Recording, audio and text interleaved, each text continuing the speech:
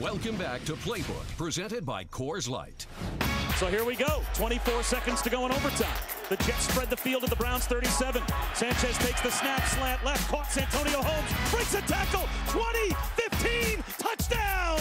Santonio Holmes breaks free, and the Jets walk out of Cleveland winners in overtime. Wow. The Cleveland Browns lost a heartbreaker to the New York Jets. Man. Make a tackle. 16 seconds left in overtime, and they did the Cleveland Browns lose in overtime, or did they give that game away? Well, you know, Chauncey Stuckey, he obviously fumbled the ball. But if you look at that play closely, I think the Jets defenders knew that he was trying to make something, a little extra yardage here. He catches the ball running down the sideline, trying to get more yards. Watch the defenders strip the ball. That's the Jets defense. They make plays happen with the defense. They're able to strip the ball, and, hey, they made it happen. So instead of the Jets winning the game, the Jets did win the game. I think they did. I think they took away the ball. I think they took the ball away from them. I think you have to. They're a young football team, the Cleveland Browns. You have to understand the situation. But the game-winning drive, I tell you what, the Jets did what they had to do, won a tough game against a very up-and-coming, good football team in the Cleveland Browns. But the final drive, the game-winning drive, pretty impressive by the kid with the ball in his hands, right? Yeah, Sanchez is an interesting guy, and sometimes you got to take the good with the bad. And, you know, I saw him make a play during the regular part of the game, which I didn't like, and I thought, wow, they're going to lose this football game.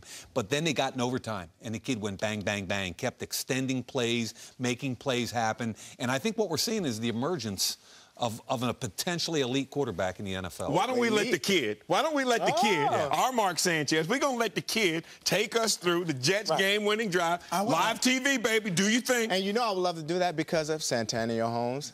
Holmes, who is a Buckeye. Oh, from the Ohio State? The Ohio State. Here you see Mark Sanchez in a shotgun. You got three receivers to the right side of the field. Santonio Holmes isolated one-on-one up top with the cornerback Eric Wright, one-on-one. Now, Eric Wright and a safety, only responsibility is really to keep an eye on a single receiver up top. All right, Santonio Holmes is going to run a slant. Now, the linebacker's responsibility is dropping the slant area, which he did, and he didn't get all the way into the slant area. But when you see the catch, look at the catch. Three defenders around one receiver, and no one attempts to tackle the receiver. No, I mean, these guys look like they were waiting on the other person to make the tackle. Somebody just has to jump on the guy and bring him down. It looked to me like the Cleveland Browns were looking like they didn't want to hit each other. If everybody does their job, Santonio Holmes has a catch and a gain of about 6 yards. But you know what? Still be playing. You do what you're coached to do. Santonio Holmes caught it. He took it to the house. But young Sanchez did a very nice job delivering the football, gave it a catchable ball, and Santonio Holmes finished the play. Hey, this is why he's emerging and this team is emerging. They've got 8 consecutive wins on the road, 2 consecutive overtime wins. They're portable. They can take their run game on the road, their defense, their special teams. And this young man is getting better and better. Now, this is the play I didn't like. We're talking about 3rd and 3 on the 7-yard line. They're up 17-13 with 3 minutes left in the game. Roll this thing. He thinks because he's going to give a little nod here that he's going to move this guy.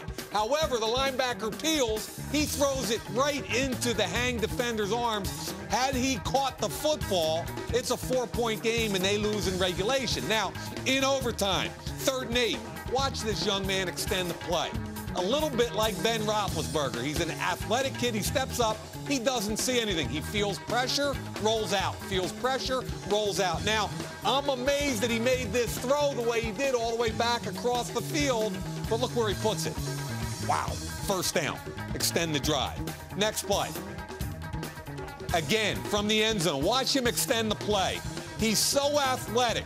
But what I like is his eyes down the field. He gets away, protects the football, rolls to his right. Tomlinson uncovers, puts it on him, 21-yard gain. Again, extends the drive. And I like the recognition. Pre-snap, 2 safeties. He sees a mismatch right here. His tight end, Keller, on Ventrone. Ventrone's got the tough angle on him, overextends. He comes back underneath, puts it on him with accuracy, good read. Again, extends the drive. So when I look at Sanchez, remember early in the year, Sterling, we talked about a young man Would they give him the keys to the car? Yep. Would they now all of a sudden he's running around looking like Ben Roethlisberger, and they have a chance to play on in December, January, and maybe February. I love your portable comment, because if you could pack your defense in November, December, run the football like we know they can, quarterback protects the football and make throws like Mike just showed you, the Jets may be definitely a team to deal with. The Super Bowl 45 in Dallas could have the New York Football Jets representing the AFC.